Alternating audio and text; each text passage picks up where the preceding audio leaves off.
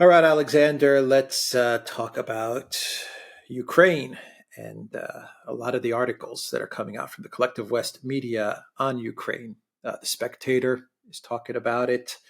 The Guardian is putting out articles about Project Ukraine. And the big one the other day was the Wall Street Journal article, which said that the magical thinking has to come to an end, and there should be a shifted strategy towards containment. So all of a sudden, the collective West media is talking about the defeat that the collective West has endured through Project Ukraine, and that something has to happen, a shift, a pivot. They have to somehow cover it up. Somehow they have to put the lipstick on the pig is how I like to look at it. You know, it's a disaster, but let's try to make it as fixable as possible. And I think that's why you have someone like Burns in Kiev as well, because he's the fixer, right? He's Exactly. sent to Kiev in order to try and see what he can do. How do I fix this car crash?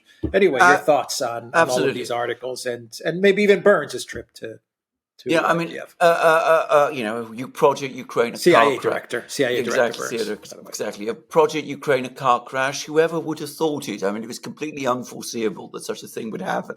I mean, no one predicted that it would turn into the utter debacle or disaster that it just turned out to be. That's what they've all begun to see. Now, by the way, and I really want to just make a quick observation about this. There's been this sudden and very, very interesting shift in this. I mean, they've been getting more and more pessimistic since midsummer. The media articles have become much more pessimistic since midsummer. And then suddenly, around the end of October, there was that they've gone from, gathering gloom to a realization and an open discussion of coming disaster, because this is ultimately what they're saying.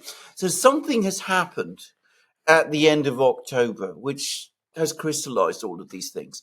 And I just want to make my own quick observation about this. I touched on this in my program on my channel yesterday, but I think what happened was that the last big throw was this Kherson offensive that they were hoping that they would be able to get, vast numbers of troops across the Dnieper River and march towards Genishek and eventually Crimea.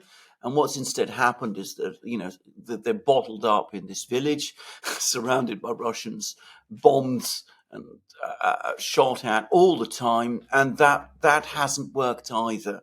And I think this is something that had been planned and talked about and discussed many months ago, probably between Milley and Zaluzhny.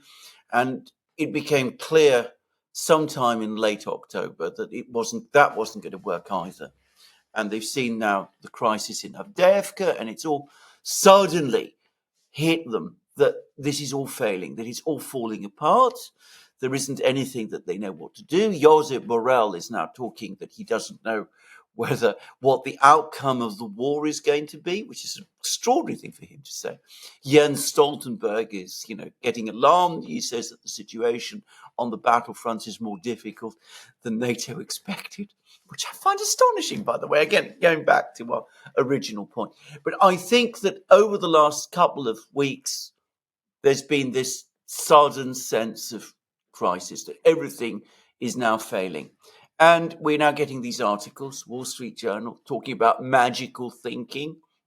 What have we been saying for 1.5, almost 2 years now? I mean, about magical thinking, the Snake Island victory, the Battle of Kiev victory, what was it? The Ghost of Kiev, all of these people. There was all magic. It was all conjuring tricks. Well, they're now talking about, put aside all of that. We've got to try and find some way out. And then you read these articles, there needs to be honesty. This is what the Spectator was saying, honesty about the situation. You go and read, what exactly are they proposing? What is their idea for getting out of this mess? And you come up with nothing. They have nothing actually practical to say. We have this power struggle of some kind that is taking place in Kiev. None of us knows exactly what that's all about, what Zelensky and Zelensky are up to. We get the sense that Burns is there. We get the sense that the Americans who sabotaged that peace agreement between Ukraine and Russia back in March, they now, having sabotaged that agreement, they want the Ukrainians to resume talks, but from a much weaker position. The Ukrainians find that incredibly difficult to do. How can one be surprised about that? But about actual proposals, actual ideas about how to end this conflict, they have none. And the Wall Street Journal talks about a policy of containment. It was, what the US supposedly did to the Soviet Union, which, by the way, is, I don't want to go into Cold War history. It's a major misrepresentation of Cold War history. Containment was a policy that the US followed in the 1940s and early 50s, but which was basically abandoned in the late 60s. And I don't want to get into all that business, but talk about containment. How do you contain Russia now? The Russians are best friends with the Chinese. They have excellent relations with India. They're selling their oil above the price cap. They're trading all over the place. Their economy is growing ever faster. The latest assessment by one of the Russian banks is that the economy is going to grow overall by more than 3%. It's going to be 3.3% growth overall this year. And with growth still surging, machine building is growing at a rate of 50% a year. All of this is going on. So what is this talk of containment? How can you talk about containment? They're even worried now about the fact that the Russians are able to get more people to come to their sports competitions. I mean, the Russians are arranging, big, games, sports games, because they can't attend the Olympics. And the IOC and others are now worrying about the fact that, countries from all around the world are going to send athletes to it. So talking about containment is sterile. It is a non-starter. It might have been a viable option in terms of dealing with Stalin's Soviet Union in 1950, but it has no relevance to the modern world. So they are completely without plans. And besides which, talking about grandiose things like containment, how does that deal with the specific issue of Ukraine? What are you going to do about Ukraine? You have a political system in Ukraine which is incapable, or so it seems to me, of conducting negotiations with the Russians. It's not clear at all why the Russians would even be interested in conducting negotiations with the political leadership in Kiev at the moment. I mean, people talk about Zelensky being incapable of conducting negotiations. Some say Zelensky might do it better. Why would the Russians want to negotiate with Zelensky? What does Zelensky have to offer beyond what Zelensky is offering? So, a realization that this has all gone horribly wrong, but no ability to think outside the box, to try to find some kind of real negotiated solution to the specific conflict in Ukraine. And of course, an inability to even countenance the underlying fundamental issue for the Russians, which is the security situation in Europe, which is the only basis upon which the Russians would be prepared to negotiate at all. Okay, so what do they do? What do they do? Okay, Burns goes to Kiev. He's either going to try to fix the situation. I believe in your video you said he's going to try and plaster over the cracks. For example, Zelensky's fighting with Zelensky. Okay, he's going to try to sit them down and tell the children to stop bickering. Okay. Or he's going to leave Kiev and he's going to go back to Washington, D.C., and his assessment's going to be, this can't be fixed. So we have to cut it loose, dump it on Europe. You know what can they do? Or there's the third option, which is just continue to fund the thing, even though the majority of the U.S. population now is dead set against it in an election year, but continue to do the unpopular thing and give money to Ukraine, and eventually the Russians are just going to get whatever they want by military means. I mean, Well, because they're not going to call Putin. That's I mean, that's it. Yeah. It's all there. They don't want to call Putin. You're absolutely correct, and I think you've actually identified the two options. There's one set of people, and I think this is the crystallizing consensus amongst some of them, who are saying, look, it's impossible to come to an agreement with the Russians. I mean, the Russians would demand from us unacceptable compromises about the whole security architecture in Europe, and we can't discuss that. That is out of the question.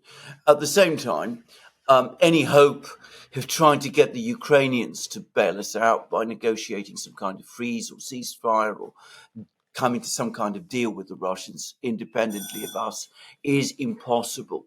This government in Kiev cannot negotiate in that kind of way. So I think that there are those people, and they will say, well, given that this is so, let's just cut this whole thing off. Let's walk away. Let's stop the funding. Let's focus on other things.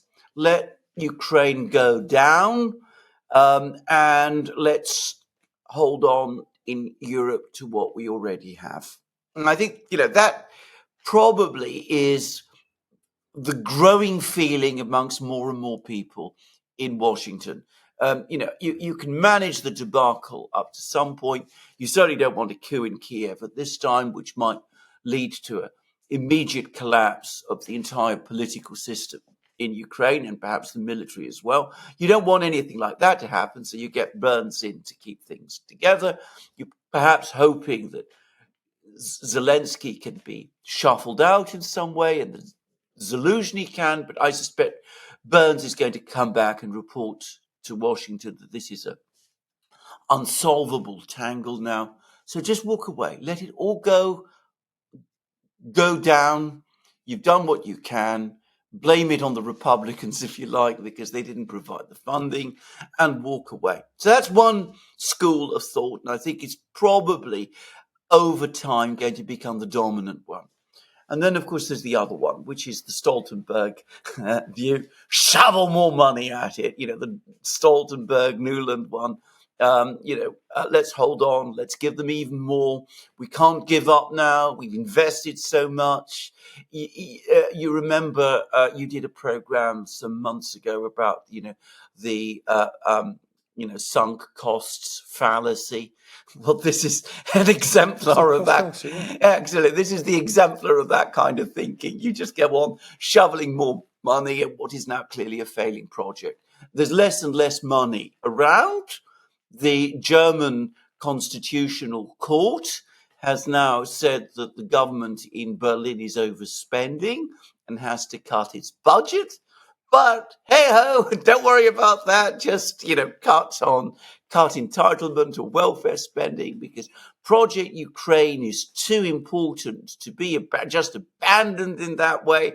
And, you can borrow money or do whatever it is, float Euro bonds to support Zelensky or do those kind of things. And there are people, as I mentioned Stoltenberg, but there are others, of course, as well. David Cameron, perhaps, who's just been to Kiev as well, by the way. And there are others who want to go on doing that. And as I said, they will, as I say, be arguing along the lines of the sunk costs fallacy, which as I say, you discussed in that program. So, I mean, there are these two schools of thought. I think ultimately the more realist school, and I say more realist, I don't want to call them realists. The Wall Street Journal, the people who write there, talking about magical thinking, I mean, they have practiced an awful lot of magical thinking themselves. They may be the people who are now criticizing magical thinking, but they have engaged in it to a Homeric degree up to this point. But anyway, they are perhaps a little more connected to reality than others. After all, the Wall Street Journal is presumably still addressed at business people. I mean, I say that. I sometimes have doubts about that too. But anyway, they probably understand that this thing has really isn't going to succeed. It's going to end in a disaster. So let's cut our losses and walk away. Yeah, the sunk cost fallacy is a real thing, and even Zelensky the other day, as he was hosting African journalists, he said we can't freeze or pause the conflict. He said it's out of the question because we've already lost too much. I mean, they're trapped now in this thinking, this belief that we might as well destroy everything because we've already gone too far. We've already gone down the road too far, and we can't turn back now. There's no turning back, so we have to keep on going forward. And just a final note, Vovan and Lexis, they prank called the ex-Latvian prime minister, who's now the foreign minister, and he said the same thing. It's a prank call. He thought he was talking to someone else, but he said, we're not happy to spend money on Ukraine. No one is, he said, in NATO, but what can we do? We've already put too much in. Yes, exactly, which is, of course, the classic sunk cost fallacy. You've poured so much money into it that you can't accept that you failed, that money is lost. So you go on throwing more good money after bad, and you just go on doing that. Any business that is run that way goes bust. I mean, that is the nature of, running your business into the ground. But of course, these people will continue to do that. And they will do that because there is no accountability for what they're getting wrong. I mean, a business person who runs this way and sees his business fail, well, he can end up in the bankruptcy courts. He might face legal action. All kinds of things might happen. What happens to these people instead is that they're more likely to get promoted. So they have no real incentive themselves to change course. But it is the sunk costs fallacy in action. You people who are watching this program want to find out more about that, I would suggest they go to Alex's channel, track down that video of his. He explains it all there. Yeah, what does Zelensky do? What does Zelensky situation? What does Ukraine do? Well, I think, as we see, I mean, they're going to be cut off. I mean, it's obvious they're going to be cut off. So what do they do? Well, we had the words from Zelensky himself. He says, if we're cut off, we will continue. We will face hyperinflation, economic collapse, but we will continue the war. We will find some way to go on fighting, because realistically, that is all he can do, because he has now boxed himself into this situation. He's got all sorts of people like Kirill Budanov and others around him. He's probably afraid for himself. And of course, there's all sorts of very dangerous people that he cannot cross. So he will go on doing that. And I suspect that whoever takes over from him, assuming they do, it will, one, be too late, and they will probably also feel that they have to continue with that kind of policy.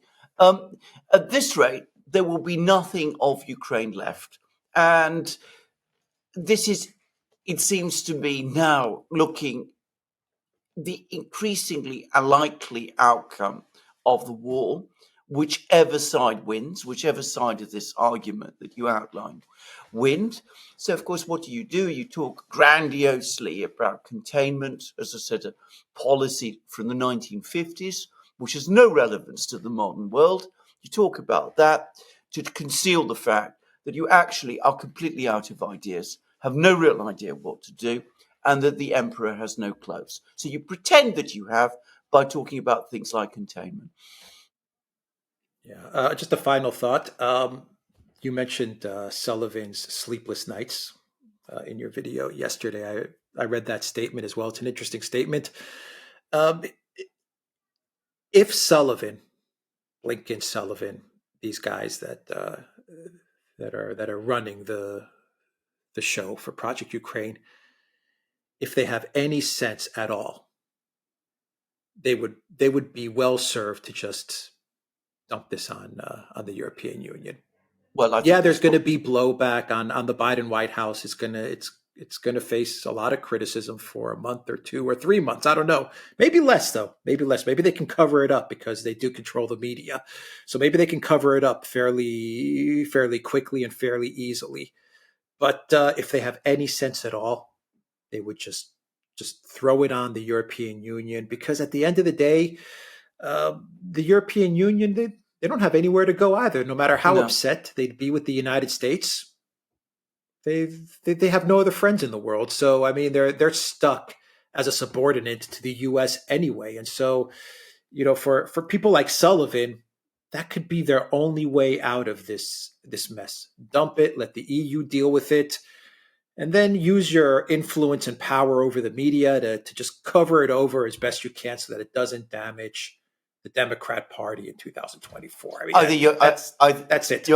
I think you're absolutely right. I found, by the way, the whole Sullivan admission very, very remarkable.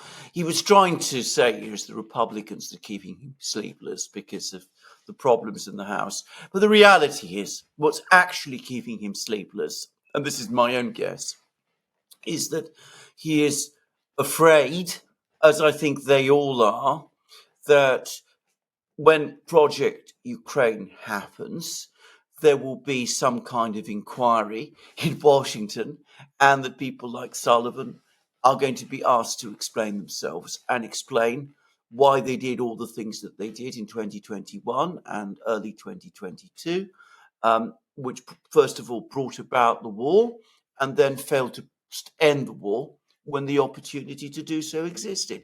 And I think that's probably the single thing that's keeping him awake at night. But if you're talking about their interests and the interests of the United States, I agree. That is exactly what they should do.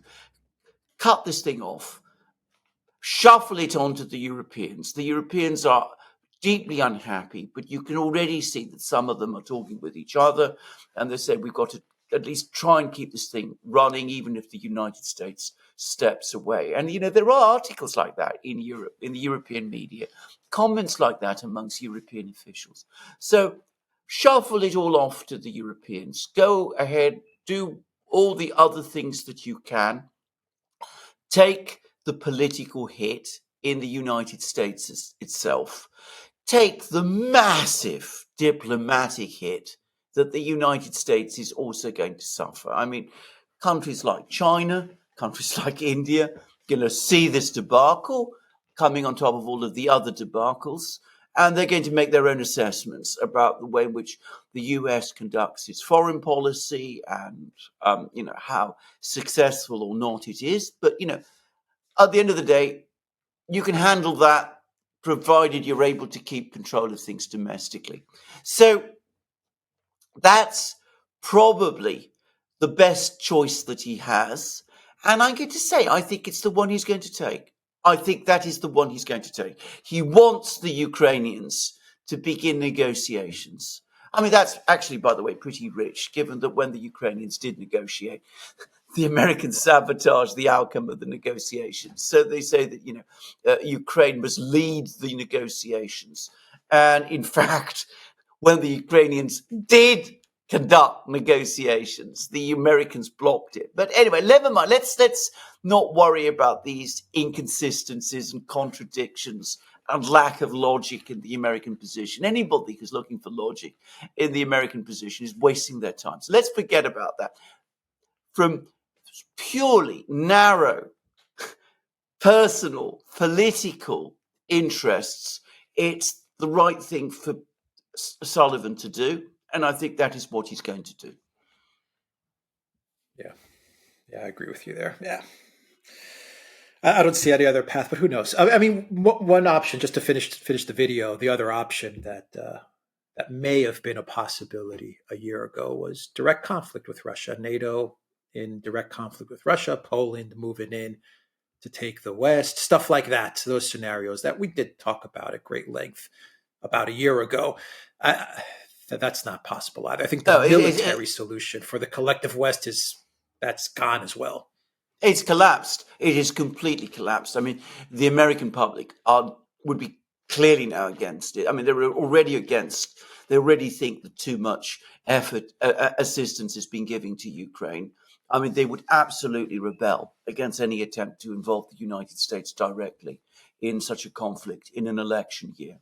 And the European public isn't too keen either. And the overall reality is, I think, that people are seeing the military situation in Ukraine.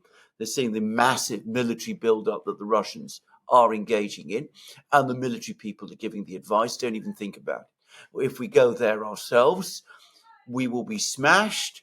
We will be suffering casualties at the same kind of rate that the Ukrainians are. Hundreds and hundreds of people every day, perhaps thousands of them. We've seen our tanks burn. We've seen our infantry fighting vehicles burn. We see the problems with our artillery. We're already out of ammunition. Don't even think about it. I think, as you rightly said, that idea has gone. I think that it was considered, seriously considered and debated last year and in the first months of this year. But I think there is no appetite for that any longer anywhere in Europe. And the country that was perhaps most ready to contemplate it was Poland. And it seems that even despite the change of government, even despite the fact that Radek Sikorski is supposedly going to return to the foreign ministry, and, he's a notorious neocon, I think that the general sentiment in Poland has shifted decisively against that, and indeed against Project Ukraine as a whole. And I've been reading articles in the US media, in foreign policy, in places like that, that sentiment in Poland is now so strong that even the new government isn't going to reverse the policy on that. All right, we will end it there.